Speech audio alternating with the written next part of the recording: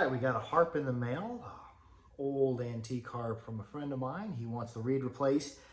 Sometimes I leave these original. This one here,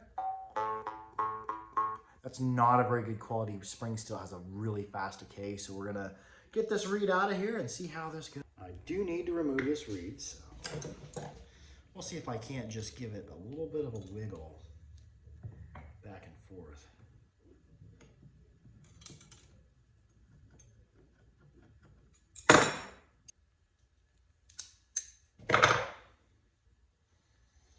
Well, it's wiggling back and forth. Let's see if we can't drive that out of there.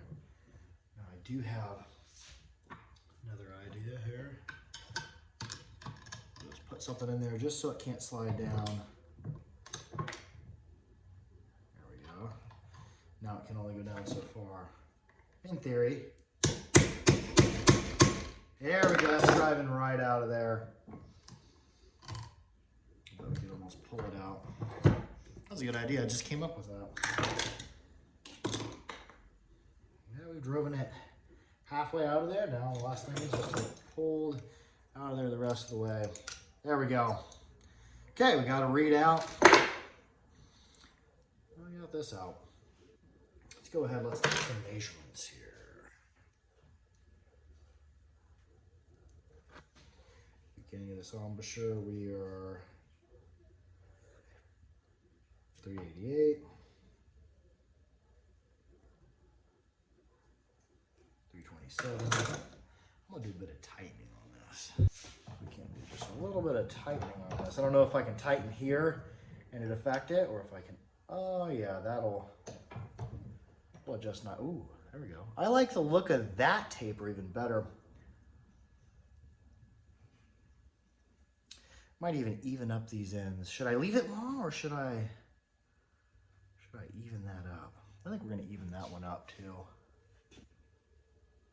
I like the taper. Check the taper now. Beginning, we're at 3. And I'm about 2. Okay, I like that. Sweet. I think I'm gonna go ahead and I'm gonna even this up. Okay, we're over here at the grinder. I've decided, I think I'm gonna even that end up that's a little bit longer. And as always wear safety glasses.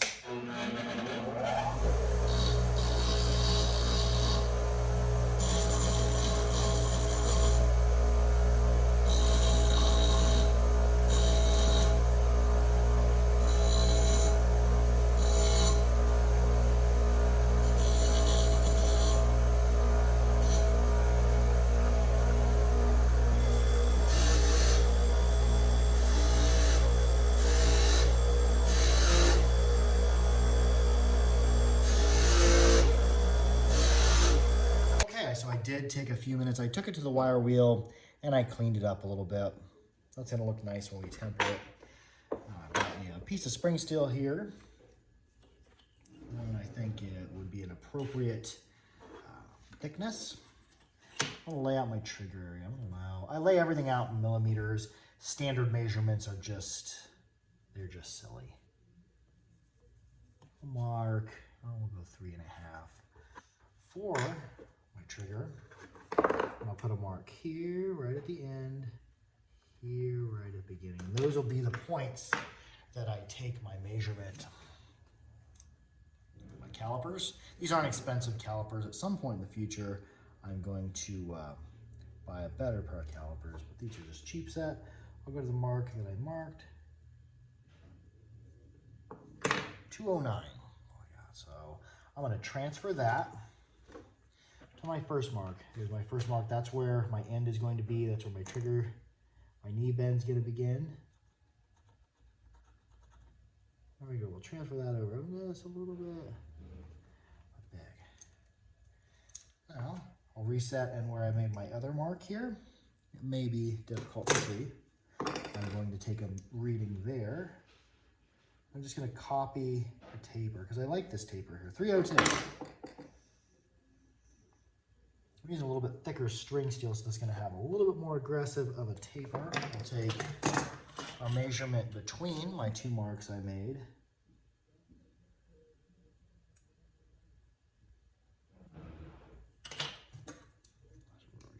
that's hard to read. Between my two marks about right there. That'll be the distance of my taper. I shouldn't mark with a scratch. I shouldn't have any scratches going sideways on this. Okay, it's my second mark, and I'll take my second reading here. Let's press it out. There we go. Seems appropriate there. I'll just lock it, and I'll transfer that to my second mark. Got a lot wider piece of spring steel than what I need, but I like to have a handle to hold on to when I'm cutting and grinding it. Just gonna copy that right there.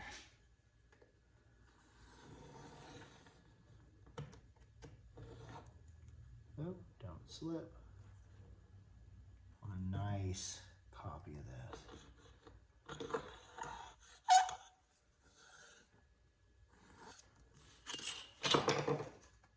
Okay, I can see that. And see that is going to be the taper that matches here. Bam. Just like that if we were to visualize it. Okay, here's my shear here. And I do have a guide on the back. To be able to see it, I just keep myself a lantern handy. And I have adjustment screws on the back here. This is a diacro shear. It's kind of awkward doing this with the camera in the way. But I think we can manage. Look down and be able to see that. Exactly where it's going to shear. Okay, here we go. Make sure I'm straight there. Straight there. I'll hold that. And I'm going to come down hard. Do this without whacking my camera. Here we go. There is a copy of that reed. This isn't a copy of the reed. This is a copy of the taper in which I want. Sorry about the garage being a mess. I live here and work here and do things here. Okay, so I've got a Sharpie with a nice, so this isn't a Sharpie, it's a Milwaukee one, but with a nice point. I'm going to relay out. I'm going to make some marks before I go grinding and honing. I figured 3.5 centimeters for my trigger area. And then I'm not going to grind this entire reed. I'm going to grind it to, well, about here. Okay, so what I've got here is just a bench grinder that has a little potentiometer on it, so I can turn it up and down. It has a high speed, has a low speed. I like that. That's what I like to work with. Now I've got my reed. I've got marked where I'm going to begin grinding. I'm going to grind this flat on one side. I see that I have a slight curve here. I'm going to take that curve out by grinding against that. I also do have, these are a pair of work gloves that I cut the finger off of, and this way the reed can slide against my finger without cutting. You see the gloves all cut up, that would have been my finger. So let's go ahead and let's get some grinding. I'm just gonna grind it like a chisel grind. That's how I like to do my reeds. I'm gonna keep a gentle pressure starting.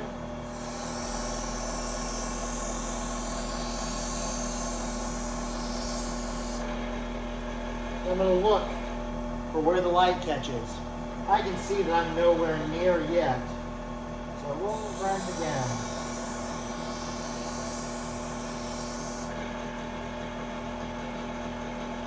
A little bit more.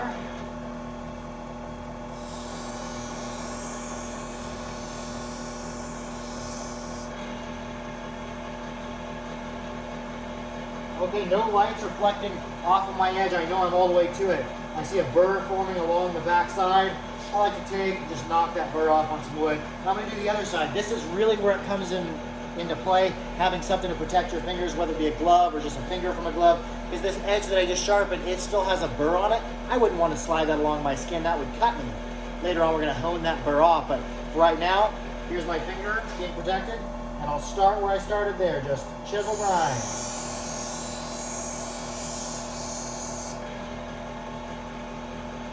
Checking I don't get in a hurry. This is where it comes into handy to have a bench price you can turn down, because I don't have this on my highest speed.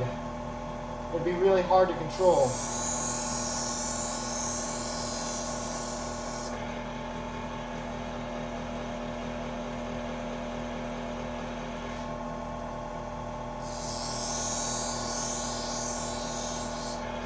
Well, check. Am I to the edge? Almost. I've got a little bit of light catching down here. I know that's an area I need to work on.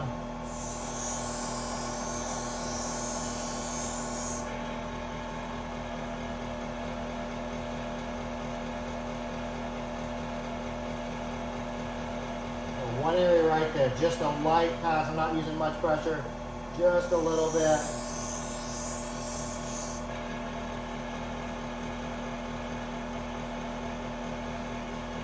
More light pass, ever so light.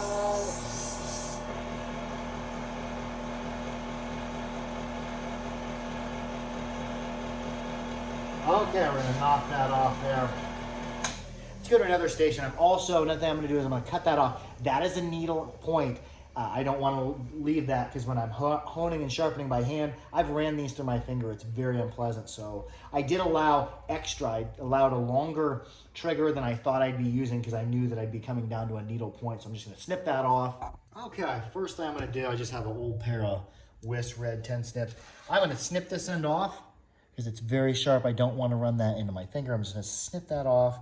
Just barely, just to dull it. So I got my little piece. I'm going to throw that away because I don't want the dogs stepping on that. Now I have these. These are made by DMT. These are a continuous surface diamond grit plate. I've used stones in the past. I really like the plates better because they stay flat. They don't get bellies in them. So first thing I'm going to do is I'm going to dull that tip. And this is very coarse here. It's for taking off metal. There we go. That won't go into my finger as easily, because I've ran one through one side of my finger and out the other side. It was so unpleasant. Burnt like fire. Okay. I'm going to do some sharpening of this. And yes, these are socks. I like to keep these in a sock when I'm not using them, because hardened tools hitting them will knock the diamonds off. So I keep them in the sock, and also the sock makes a nice base so they don't slide around too much. I'm gonna I can feel that burr. That burr feels like a miniature saw blade. I want to get that off there. I don't ever want a harp that I make or repair cut somebody's tongue, so we want to get that burr off there. Should be able to have a sharp edge, but we're sliding down it without that burr. A burr under a magnifying glass looks like a little saw blade. And I'm also coming back here. I'm going to sand this smooth as well. Even though this is going to be back here on the harp, I want the whole reed to be smooth. Smooth reed, smooth sound, in my opinion.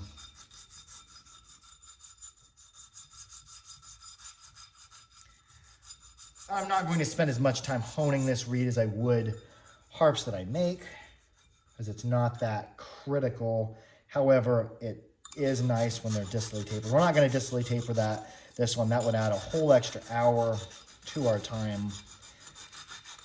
Most harps you buy are not distally tapered anyways, so we're not going to add an extra hour to our honing time. I'm just smoothing this.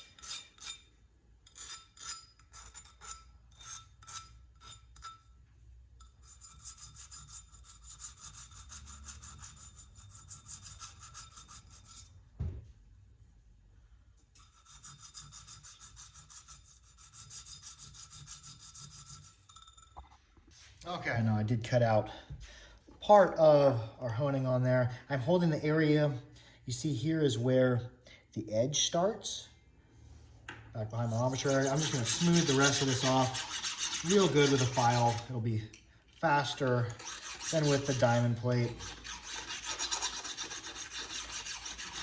That's smooth. Okay. Oh yeah, I can slide my fingers up and down that. No burr. It feels smooth as glass. I will just flip over, and we're going to go ahead and we're going to do the coarse side. I gradually get finer with my sharpening. Hear my son off playing the harmonica in the distance.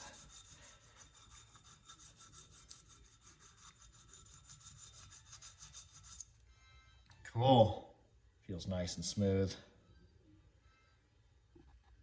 Okay, I got about all that oxidation off there. Quick honing both sides. Flipping it, I'm even doing the edges, just honing that burr finer and finer. Because I want a sharp angle, sharp edge without actually being sharp, so shouldn't feel any roughness at all, sliding fingers up and down it.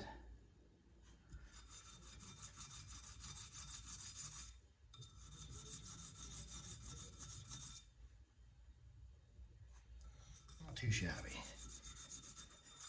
About ready to go to a finer stone or finer grit. I want to pay some attention to the tip too, making sure that it's getting more smoother and smoother. Let's go really fine here.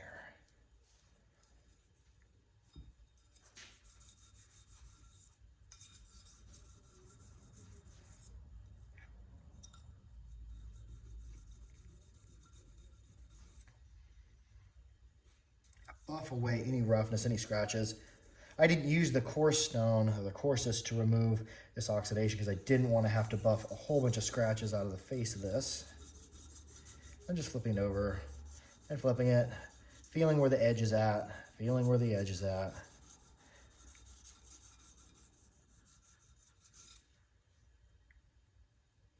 Yeah, that won't cut me. I like that. Never should a harp cut me, or in my opinion, any harp I do will not cut. Because reeds can hit your tongue, they can hit your lip, and while they might draw blood from abrading it, but we never want it to be rough, we never want it to be sharp, in my opinion. And we'll go to the finest one, which is, you can't even feel the grit off it, it just feels like sliding your fingernails along glass.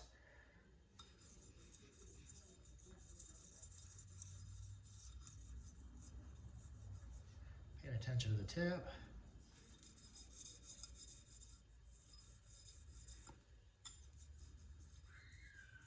The reason why you want this smooth, because I have before been doing this and pulled back too far and bam, jam that in your finger. That always doesn't feel pleasant, so I don't even know if I'm centered under the camera. Oh, what a day. What a wonderful day for doing harps.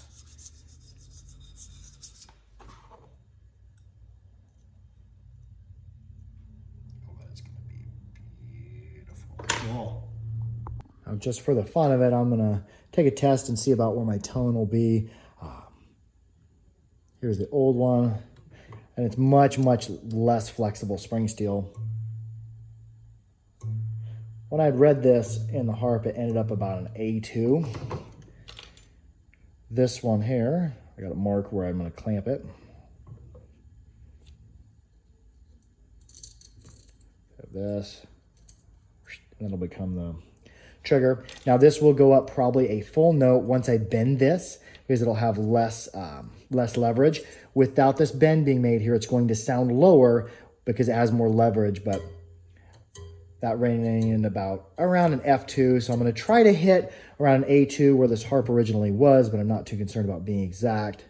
I do tell people when I do you a new harp, it's going to be not going to be the same instrument. It's going to have better sound, but it's also going to have the sound I think it's going to have. We're going to have a lot more sustain out of this reed. It's so much more flexible. This is modern spring steel. This is much better than this spring steel, which is not ideal. I have heard old harps that have excellent sound and a really good reed, but they're fewer and far between. Most of the antique harps you find don't have good sound just because the reed's been bent so much from abuse. And also this reed steel, it's not the best quality spring steel. The gaps we're not on point with that, but that's all going to change when we do this new one. All right, so moving forward, I've got my modified pliers. I need to spread this frame just a hair, so I put it up here. I spread it just a little bit. I did a little bit of filing with a Grobet 3-square file, even things up. Now I got my reed about where I want to. Okay, we're coming over here to this contraption. This is my bench vise, and I just got an 8-inch piece of 2x4 on a 16-inch piece of 2x4, and it's screwed, so it's perpendicular. Forms a nice table to clamp to. Clamp that in the vise. Now I did do a little bit of filing to my reed channel to clean it out for this wider reed. I also flattened it out just a bit. It wasn't completely flat. It was close.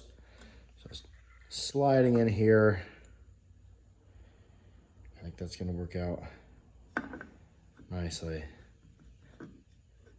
And once I crimp that down, it's going to push us directly in line with those. I think that'll be nice as well. It's time to cut a reed channel, or cut a relief cut. Now I have my Dremel or rotary tool and just the thinnest cutoff wheel I could get. I'm gonna make 2 relief cuts right next to here. You don't have to make a relief cut to be able to crimp. I just find it makes it easier. Got a sliding quick release bar clamp I'll use to hold it down. When I hold it down, not too much pressure. And I am wearing safety glasses and hearing protection. I like the Dremel that you can turn up, turn down. I like to be able to control the speed. I'm just gonna make a cut right next to there.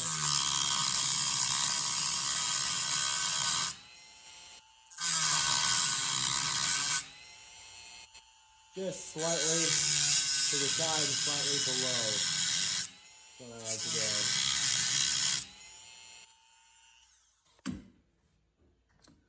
There we go.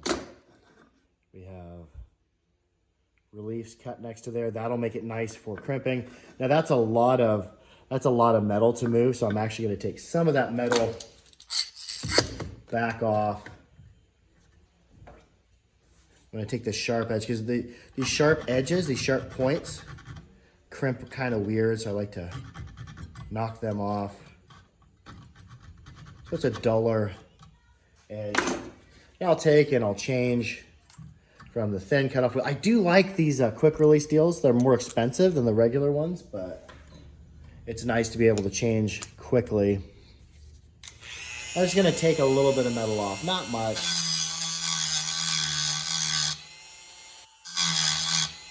Just shortening down these posts.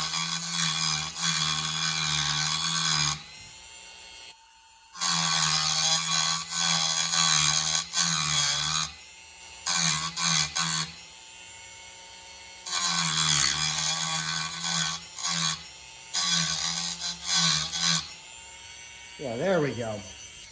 I got that ground down quite a bit thinner. I've got a little bit where it's coming to a point.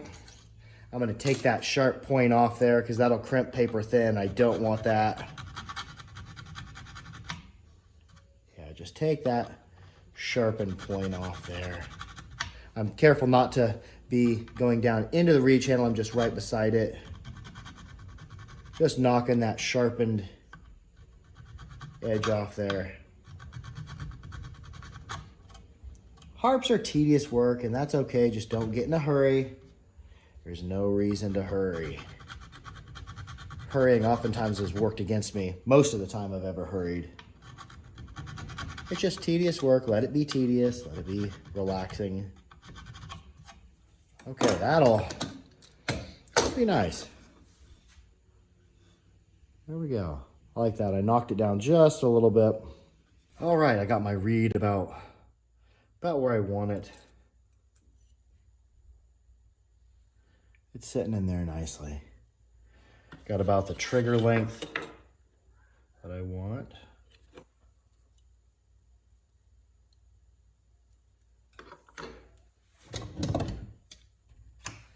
Have a hammer and a flat-ended punch.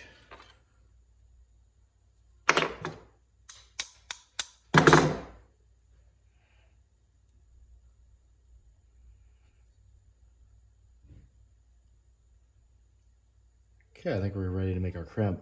It's gonna probably start drifting to this side and I'm gonna have to compensate for that. So I'm going to crimp opposite the way it's gonna probably drift. So we'll do that first. I'll pop it a couple times and then I'll check it. I'll start at the front. And I got a window open so I can see my gaps.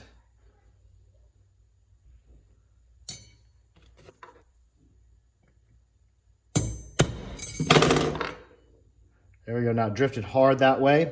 So I'm gonna want to start driving it back.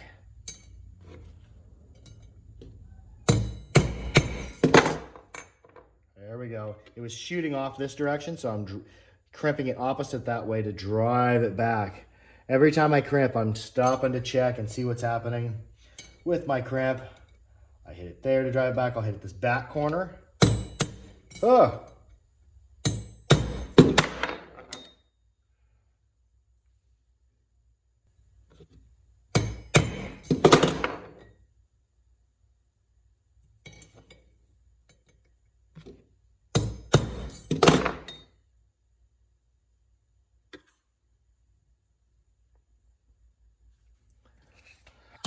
Okay, that's looking like it might be crimped.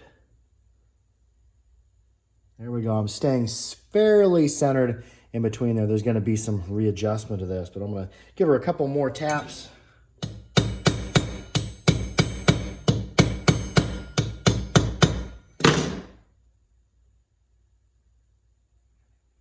Next, I'm going to take a pair of tin snips. These are just a pair of old whisks I have that I've about wore out. I'm going to discard this somewhere where nobody can get cut on it. The edges are fairly sharp. We're going to grind this tail off. I gave the customer an option to keep a decorated tail, and he wanted it looking more original, so we're going to grind this off. So we're on the variable speed bench grinder. I like them. You don't have to have ones that are variable speed, but I find the ones that are solid speed to be way too fast. This one you can turn up, turn down, so I turn it way down for fine work, way up. I was going to take this end, this tail right here, I'm just going to grind it off. I try to go even across here because you don't want to wear your stone uneven. I try to look straight down and see which end's the fattest, and that's the area where I grind the most, is wherever it's fattest.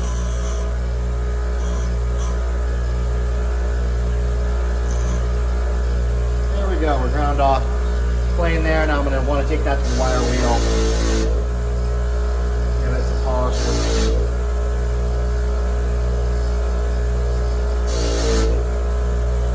There we go, that looks nice.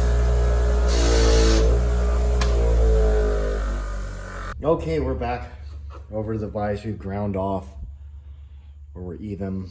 I'm going to go ahead and line this, start lining these decks up.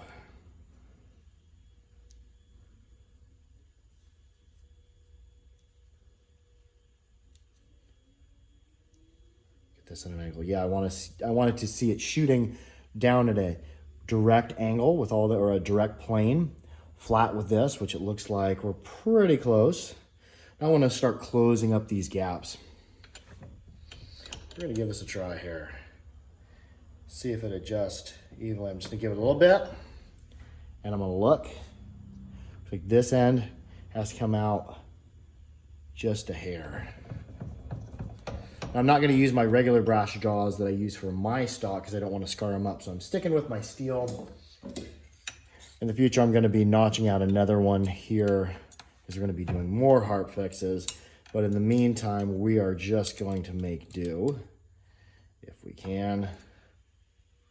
These are pliers that have been annealed and filed out for square stock.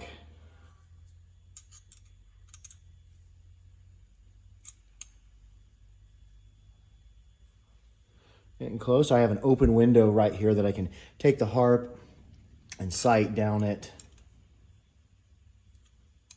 There were some inconsistencies in this frame, and we're just getting rid of those. Well, there we're looking better. I see this end here's veering off just a tad. If we can take care of that. This material is very soft to work with. Very, very easy to adjust. Oh, I don't know if I can hit that straight. So you can see that, but that looks pretty darn good.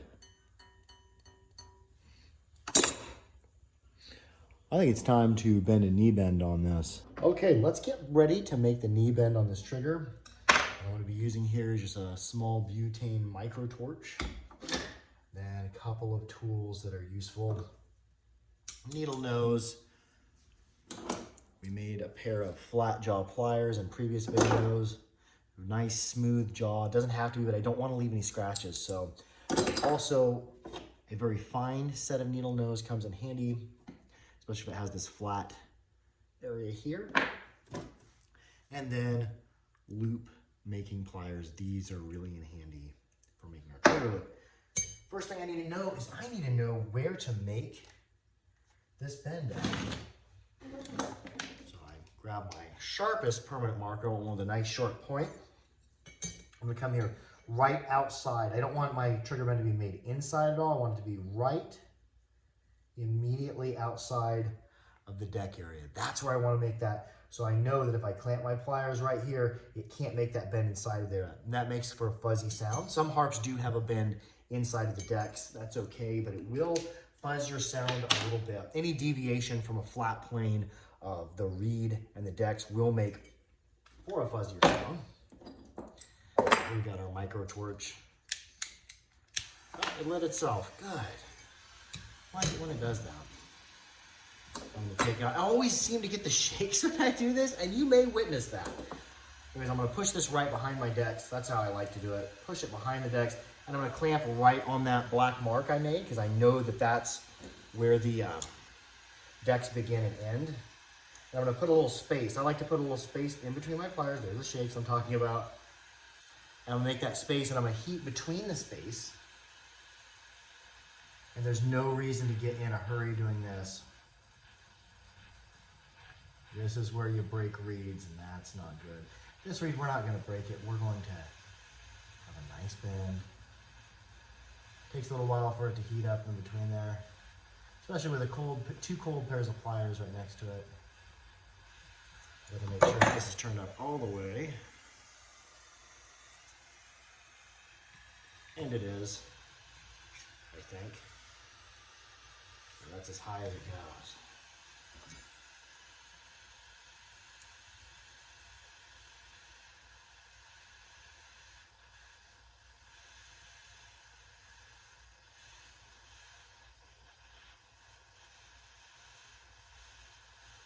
Just gonna apply light pressure. Trying to get that bend started. It's interesting to do this with the camera here. Come on, bend, happen. And I've got a pickle jar of water right near me. This is an old pickle jar. The one I always use in my videos. Come on, my friend. Just talk to it. Don't get in a hurry. Don't apply too much pressure. That's when your reed breaks, and you don't want that. This reed's not going to break. It's moving.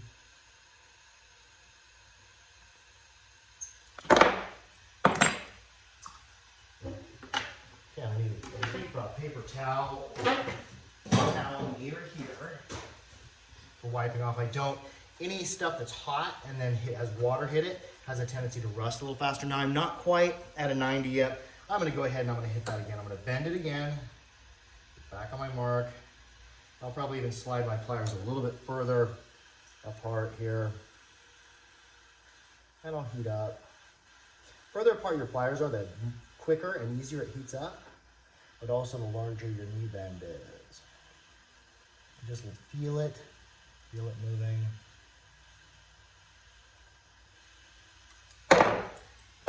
Yeah, that's a little recurve. I can deal with that. Okay. Hey, we're pretty close. We're pretty close to perpendicular. I'm going to correct that just a tad because we're not quite perpendicular, so I'll move that just a little bit to the side. Ooh, that's a little hot. Pliers are more than anything. There we go. I'm shooting perpendicular down there. Pretty close. Well, pretty close. You got to be careful of your perspective. The direction that you're looking at it can make it off. Now, I want to make a nice trigger loop on this. So I'm going to start heating this. I have my pickle jar, my water right near. I'm going to start heating this up and making, this is a stepped loop making pliers. So I'm going to use probably the second step because this trigger, it's pretty tall. So I'll make a bigger, I don't want it to go red. I'm not going to start right at the end. I'm going to heat. There's some shakes every time I'm doing something. I'm glad I'm not a brain surgeon.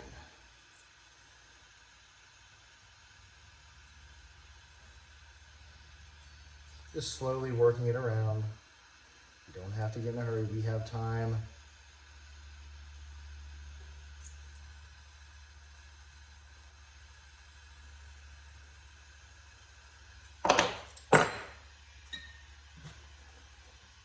I'm almost there. I'm gonna make this kind of like a teardrop shape. So I'm gonna heat up this inside and start just squeezing it without applying the loop making pliers, just my regular ones. I'll go, it touches, and then I'll just squish, squish, some more squish. There we go, I like that shape right there, so we'll get that cooled off. Okay, now I can see that my loop is kind of turning to the side just a tad. We're gonna correct that. I don't want, that's gonna catch on a finger. I don't want that. I want, when a person uses one of my harps or a harp that I repaired, I want it to flow across the finger. Okay, that's in there. Everything's smooth.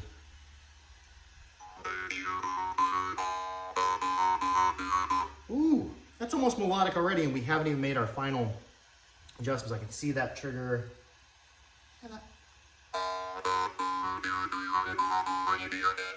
Not too shabby.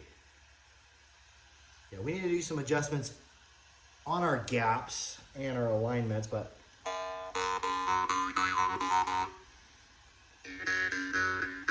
yep. Identical sound, inward and outward. I like that. That's a trigger shape that's gonna flow nicely, inward, outward.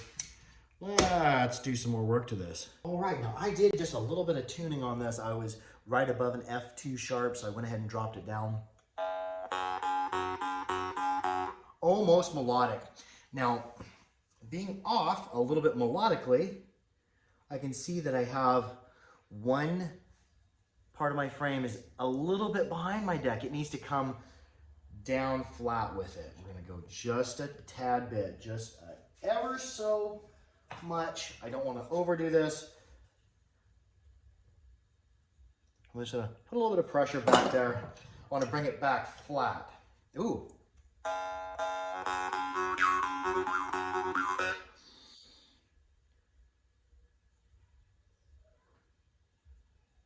I think we're almost there.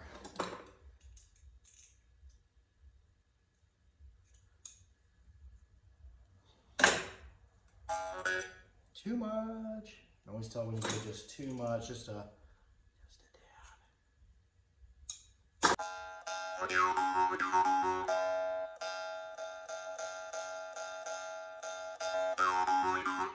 Yeah, that's got a good bell ring to it, not too. Okay, after a ton of tweaking around on this, I got the sound about where I wanted. Got a decent bell ring out of it. Decent cleanup on the frame.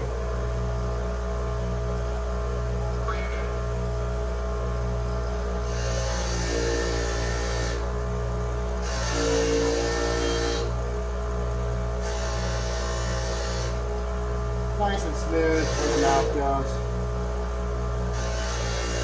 We're also going to do slow it down a bit. Do some polishing on this trigger loop.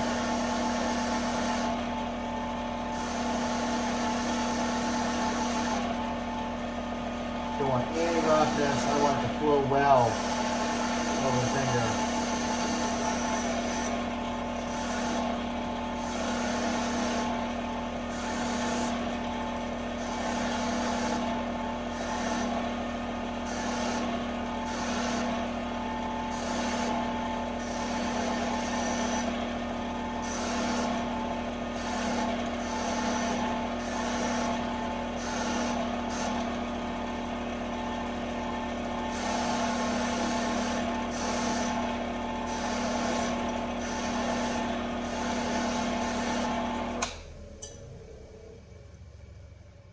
Okay, so here is the finished product.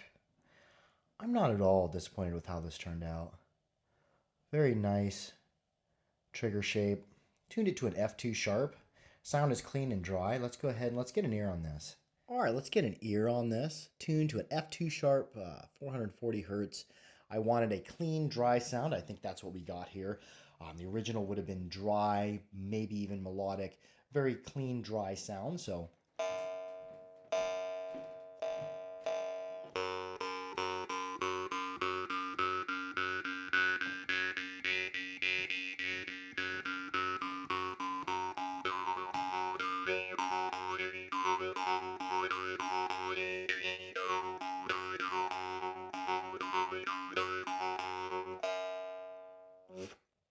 Not too bad, no saturation. I didn't do any sharpening of the reed decks. I left those original, so we're not quite as loud as we would have been had I sharpened them, but I figured like, oh, we're going to leave it original and see how it sounds. Not too shabby. Anyways, be sure to like, share, and subscribe for more harpery. Keep your harps clean, keep them dry, keep them oiled. And most of all, be good to each other. Harp out.